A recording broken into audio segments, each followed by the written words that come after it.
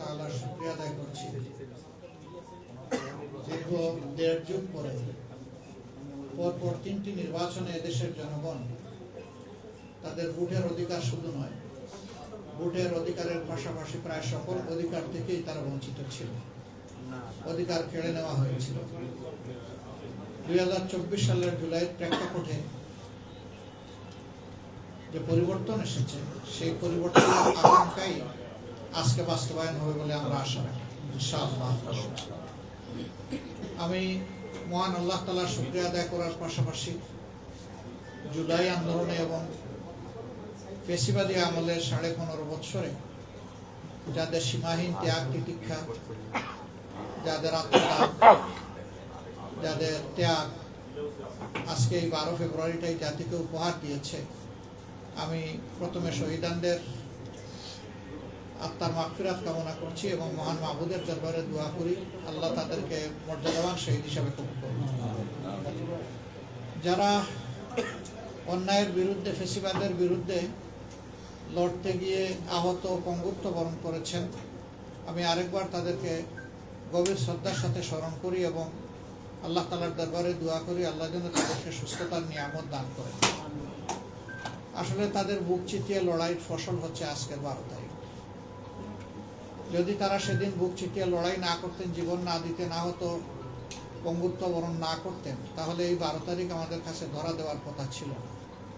সবচেয়ে বড় কথা হলো, যিনি সমগ্র সৃষ্টির স্রষ্টা, তার মহাপরিকল্পনা থাকে এবং সেই মহাপরিকল্পনা অনুযায়ী দুনিয়ার সমস্ত সৃষ্টি পরিচালিত হয়। আমরা মানবজাতি তার বাইরে নই। এই জন্য আমরা কেউ যেটা কল্পনা করতে পারিনি যে ২৪ সালে এই ধরনের একটা ঘটনা ঘটবে, সেটাই বাস্তবে রূপ নিয়েছে। ৭ জানুয়ারি নির্বাচন যখন হয়, তখন আমার মতো আমরা অনেকেই বিভিন্ন দলের যারা জ্যেষ্ঠ নেতৃবৃন্দ ছিলেন তারা জেলে ছিলেন, আমিও জেলে ছিলাম। জেলের ভিতরে আমি আমার অপরাপর রাজনৈতিক বন্ধুদের মানসিক অবস্থা আমি প্রত্যক্ষ করেছি। কেউ কল্পনাও করেননি, স্বপ্নেও দেখেননি যে মাত্র ৬ মাসের মাথায়, ৭ মাসের মাথায় এই ধরনের একটা অবস্থা তৈরি হবে। বরঞ্চ অনেকেই দীর্ঘমেয়াদী চিন্তা ভাবনা শুরু করে দিয়েছে। সেই অবস্থা থেকে উত্তরণ করে আল্লাহ তাআলা আজকে এখানে নিয়ে এসেছে। এই জাতি, আমরা বিশ্বাস করি যে জুলাইয়ের যে আকাঙ্ক্ষা, সেটাকে সম্মান করে। যারা সম্মান করবে তারা কৃতজ্ঞ হবে, যারা সম্মান করবে না তারা স্বাভাবিকভাবেই অকৃতজ্ঞ হবে। কারণ এত বড় একটা বিপদ থেকে, সংকট থেকে জাতিকে আল্লাহ তাআলা যাদের উসিলায় বের করে দিয়েছেন, তারা বয়স কত, অভিজ্ঞতা কি, এটা বড় কথা না। তারা আমাদের সেনাপতি ছিল, যোদ্ধা ছিল, বীর ছিল। সেই বীরদের প্রতি আমাদের সম্মান দেখাতেই হবে। আমরা চেষ্টা করেছি সেই বীরদেরকে বুকে শ্রদ্ধার সাথে ধারণ করে, যারা শহীদ, যারা বেঁচে আছে, আমাদের সামগ্রিক পরিকল্পনা এবং স্বপ্নকে সাজানোর জন্য। আমরা এই নির্বাচনী প্রক্রিয়ার মধ্যেই আমাদের পলিসি পেপার রিলিজ করেছি একটা সামিটের মাধ্যমে। আবার আমরা নির্বাচনের ইশতেহারও ঘোষণা করেছি আরেকটা সামিটের মাধ্যমে। এইভাবে আমরা সমাজের সাথে সংযোগ রক্ষা করেই আমাদের এই নির্বাচনী কৌশল আমরা নির্ধারণ করেছিলাম। আমরা জাতিকে বলেছিলাম যে আমরা এমন কোনো আশ্বাস দেব না যেটা আসলে নিজেরাই বিশ্বাস করি না। শুধুমাত্র মানুষের ভোট পাওয়ার জন্য কোনো আশ্বাস দেওয়া, আমরা এটাকে নৈতিক একটা স্খলন বা অপরাধ বলে মনে করি। আমরা যা পারবো সম্ভাব্য বিষয়গুলাই জাতির সামনে উপস্থাপন করেছি। আমি আজকে এই নির্বাচনের প্রথম ভাগেই আমার ভোটটি এখানে মণিপুর বালক উচ্চ বিদ্যালয়ে আমি প্রদান করেছি। আমি তখন স্বাভাবিক অবস্থা সেখানে বিরাজমান দেখেছি এবং ভোটার উপস্থিতিও ছিল লক্ষণীয়। এরপরে আমি ক্রমান্বয়ে অনেকগুলা সেন্টার আমি দেখার চেষ্টা করেছি। আমি যেখানে যেখানে গিয়েছি, ২-১টা সেন্টার ছাড়া বাকি সেন্টারগুলোতে ভোটার টার্নওভার ছিল খুবই সন্তুষ্ট। 2টা সেন্টারে শুধু আমার কাছে মনে হয়েছে যে এখানে টার্নওভারটা কম। যদি পরিবেশ পরিস্থিতির কথা বলেন, তাহলে এই আসন দিয়ে আমরা শুরু করতে পারি। স্বাভাবিক চলছিল, কিন্তু হঠাৎ করে দেখা গেল যে মণিপুর উচ্চ বিদ্যালয়ের বালিকা শাখায়, যেখানে এই আসনের মধ্যে সর্বাধিক সংখ্যক ভোট রয়েছে, ২৬,০০০-এর ঊর্ধ্বে ভোট এখানে রয়েছে একটা শুধু ভবনে। সেই জায়গায় হঠাৎ করে আমাদের প্রতিদ্বন্দ্বী দলের কিছু লোক তারা বেপরোয়াভাবে ঢুকে পড়েন, তারা ভোটারদেরকে ভয়ভীতি প্রদর্শন করেন এবং অহেতুক তারা এখানে হস্তক্ষেপ করেন। এমনকি সেখানে আমাদের যারা ভোটার এবং সমর্থক তাদেরকে তারা শারীরিকভাবে নাজেহাল করেন। আমরা বিষয়টি শোনার পরে আবার ফিরে যাই সেখানে। এর আগে আমি একবার গিয়ে এসেছি। আমরা সেখানে গিয়ে দেখলাম যে সেনাবাহিনীর একজন কর্মকর্তা অত্যন্ত দায়িত্বশীলতার সাথে এই বিষয়টা তিনি হ্যান্ডেল করছেন এবং তখন পরিস্থিতি তিনি আশ্বস্ত করে বললেন যে আমাদের নিয়ন্ত্রণে আছে। আমি তখন তাকে বলেছি যে ভোট আওয়ার শেষ হওয়ার পরে শুধুমাত্র ভোট প্রক্রিয়ার সাথে সরকারের যে সমস্ত কর্মকর্তা কর্মচারী আছেন আর যারা বিভিন্ন প্রার্থীর এজেন্ট আছেন তার বাইরে যেন কেউ ঢুকতে না পারে, এটা আপনারা নিশ্চিত করবেন। ভিতরের পরিবেশটা এরকম নিশ্চিত করার পাশাপাশি বাইরেও অহেতুক জটলা এবং টেনশন যাতে কেউ সৃষ্টি করতে না পারে সেই বিষয়ে আপনারা আশা করি উপযুক্ত পদক্ষেপ নেবেন। তারা আমাদেরকে আশ্বস্ত করেছেন, আমরাও তাদেরকে সর্বাত্মক সহযোগিতার আশ্বাস দিয়েছি। আমরা চাই ভোটটা শান্তিপূর্ণ হোক, প্রত্যেকটি মানুষ এসে তার মতো করে তার পছন্দ মতো ভোটটা দিয়ে যাক, ভয়ের সংস্কৃতি যেন তৈরি না হয়। এ পর্যন্ত সারা দেশের যে খবর আমরা পেয়েছি, বিভিন্ন জায়গায় বিএনপি দলীয় যারা ক্যান্ডিডেট তাদের কর্মী সমর্থকরা বেশ কিছু জায়গায় সমস্যা তৈরি করেছে। যেমন আমরা খবর পেয়েছি কুমিল্লার বড়ুরা, সেখানে বেশ কতগুলা সেন্টার দখল করে নেওয়া হয়েছে এবং আমাদের প্রার্থীকে শারীরিকভাবে আঘাত করা হয়েছে, যা গুরুতর নয়। যদি কোনো প্রার্থী অথবা প্রার্থীর সমর্থক কিংবা এজেন্ট কর্মী কোনো ভুল করে থাকেন তাহলে আমি তো হাতে আইন তুলে নিতে পারি না। এর জন্য যথাযথ কর্তৃপক্ষ আছে, তাদের আমরা সহযোগিতা চাইতে পারি, কমপ্লেন দিতে পারি। কিন্তু সেখানে তাই করা হয়েছে এবং কিছু সেন্টার তাদের দখলেও তারা সাময়িকভাবে নিয়ে গিয়েছিল। পরে সেনাবাহিনীর হস্তক্ষেপে সেটা অবমুক্ত হয়েছে। আমরা আশঙ্কা করছি ভোট শেষ হওয়ার পরে গণনার সময় ওই ধরনের কোনো বিশৃঙ্খলা যদি তৈরি হয় তাহলে জন আকাঙ্ক্ষার প্রতিফলন হবে না। এবং 15.5 বছর জাতি তাদের ভোটের অধিকার হারিয়ে আজকে যাকেই আমি জিজ্ঞেস করেছি যে আপনার কেমন লাগছে, বলে যে আমি খুব এক্সাইটেড, আমি খুব উৎফুল্ল, আমি অন্যরকম একটা অনুভূতি আজকে অনুভব করছি। মানুষের এই যে উৎসব মুখর পরিবেশটাকে যারা বাধাগ্রস্ত করবে তারা অবশ্যই গণতন্ত্রের প্রতি শ্রদ্ধাশীল, এটা আমরা মনে করি না। গণতন্ত্রের প্রতি শ্রদ্ধাশীল লোকদের দৃষ্টিভঙ্গি থাকবে আমার কাজটা আমি করব, আমার কথাটা আমি বলবো, অন্যের কাজটা তাকে করতে দিতে হবে যদি এটা সঙ্গত হয় এবং তার কথা তাকে বলতে দিতে হবে। আর মানুষের ভোটের অধিকার হচ্ছে তার নিজের সিদ্ধান্ত নেওয়ার ব্যাপার। এখানে যদি জোর জবরদস্তি করা হয় তাহলে সেই সিদ্ধান্তের উপরেই প্রকারান্তরে এটা নগ্ন হস্তক্ষেপ হয়। আমরা এই হস্তক্ষেপকে মোটেই পছন্দ করি না। ঠিক অনুরূপভাবে ঘটনা ঘটেছে লাকসামে, তারপরে ভোলার লালমোহনে। এ পর্যন্ত আমাদের কাছে এই খবরগুলো আছে, আরও হয়তো থাকতে পারে, আরও খবর নিয়ে আমাদেরকে জানতে হবে। আমার বক্তব্য হচ্ছে যে না, বাংলাদেশের একটা বুথ কেন্দ্রেও যদি এরকম পরিবেশ সৃষ্টি হয় সেটাও গ্রহণযোগ্য, সেটাও অগ্রহণযোগ্য এবং আপত্তিকর।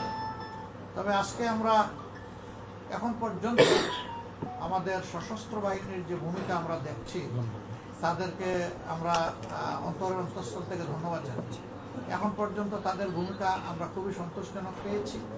যেখানেই সমস্যা হয়েছে তাদের ইনফর্ম করার সাথে সাথে তারা ফাস্ট মুভ করেছেন সব জায়গায় এবং তারা চেষ্টা করেছেন সিচুয়েশনকে ট্যাকল দেওয়ার। যদি আমাদের গর্বের এই সেনাবাহিনী এবং সশস্ত্র বাহিনী তাদের এই কর্তব্যটা নিষ্ঠার সাথে পালন করেন তাহলে আমরা আশা করি দিন শেষে জাতি একটা ভালো ভোট উপহার পাবে, ইনশাআল্লাহ ভালো একটা নির্বাচন পাবে এবং ভালো নির্বাচন হলেই একটা ভালো সরকার তৈরি হবে, যে সরকার এদেশের মানুষকে নিয়ে ভাববে, যে সরকার হবে জনগণের সরকার। আর জাল জালিয়াতির মাধ্যমে যদি কোনো সরকার গঠিত হয় তাহলে ওই সরকার জনগণের দুঃখ দরদ বুঝবে না এবং জনগণের সাথে তাদের কোনো সেতুবন্ধন থাকবে না। আমরা চাই সরকারটা হোক জনগণের, কোনো দলের নয়, ব্যক্তির নয়, পরিবারের নয়। দল ব্যক্তি পরিবারের গণ্ডি অতিক্রম করে 18 কোটি মানুষের সরকার কায়েম হবে আগামীকাল থেকে, সেটাই আমরা আশা করি।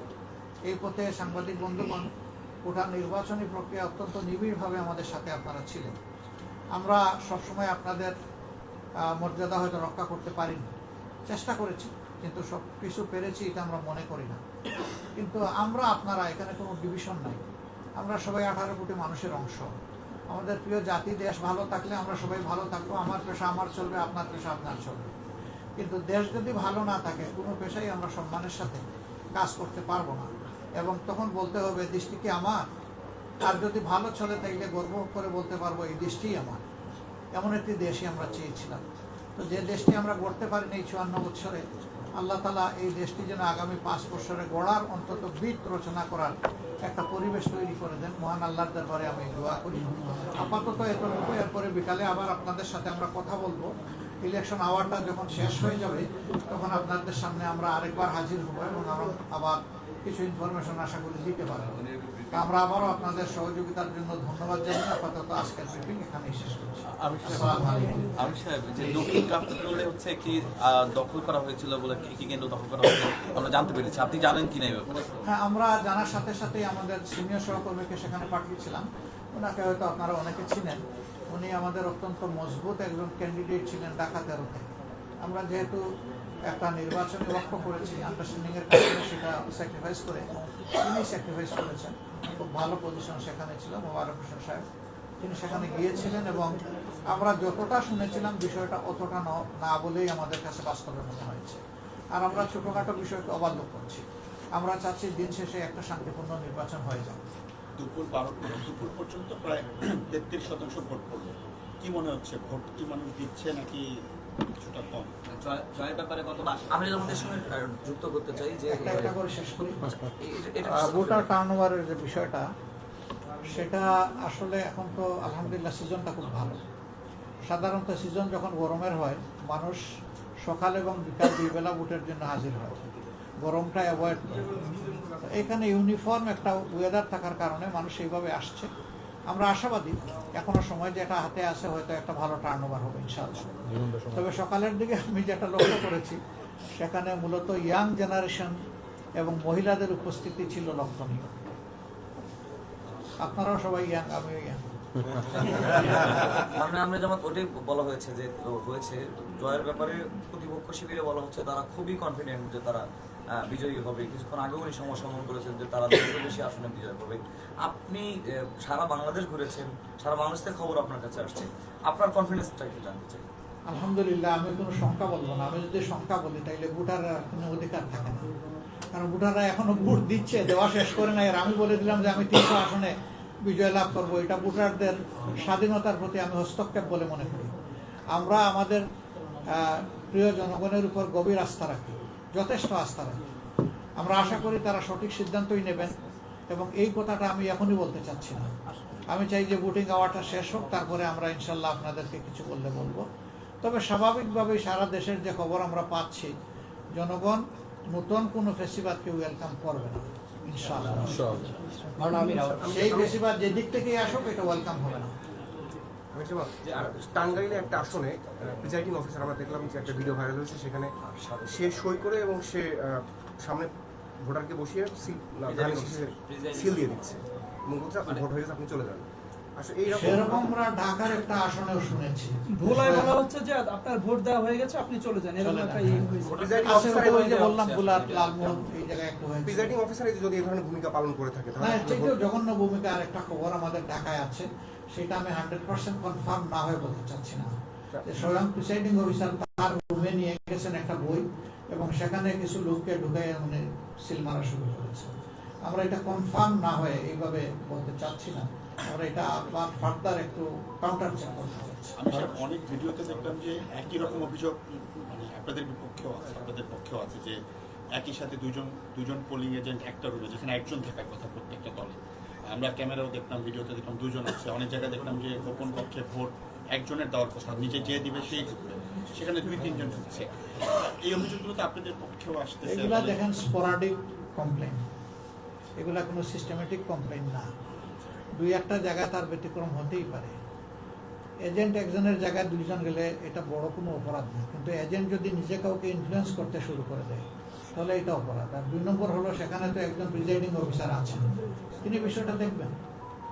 যদি কারো না থাকে, সে যদি গিয়ে দেয়, এমনও হইতে পারে যে একজন শিফটিংয়ে যাবে আর একজন গিয়ে পৌঁছে গেছে, এটাকে যদি কেউ কাউন্ট করে সাথে সাথে, এখন তো ক্যামেরা সবার হাতে, তাই না, সাথে সাথে ছেড়ে দিল যে এই দেখেন 2 জন এজেন্ট একসাথে আছে, একজন গেছে রিলিভার হিসেবে আর একজনকে রিলিভিং করতে, সেখানে দিয়ে দিল, এরকম হতে পারে। I don't know, specific case হইলে আমি চেক করে দেখতে পারি যে কোথায় কি হয়েছে।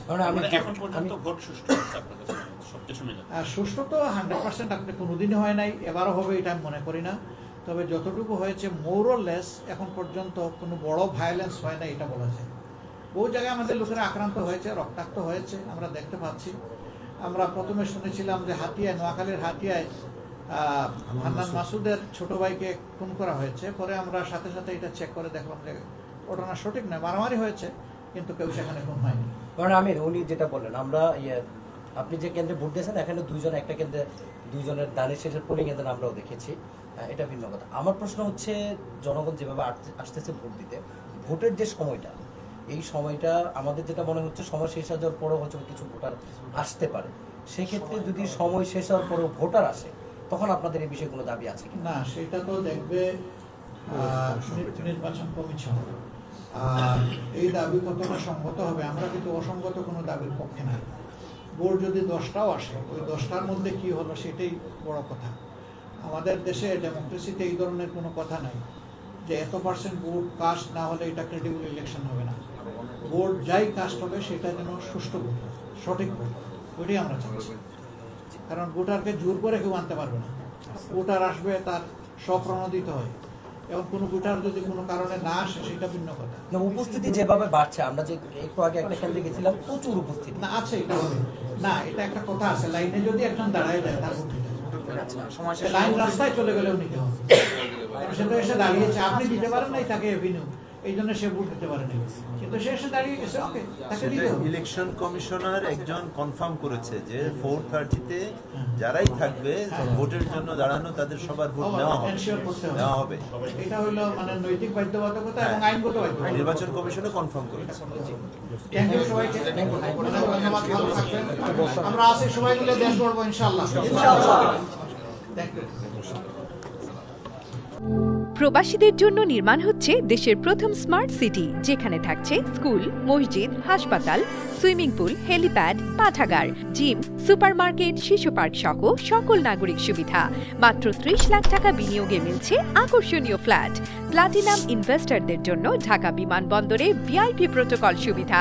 বিস্তারিত জানতে যোগাযোগ করুন স্ক্রিনে দেয়া হোয়াটসঅ্যাপ অথবা ইমো নাম্বারে।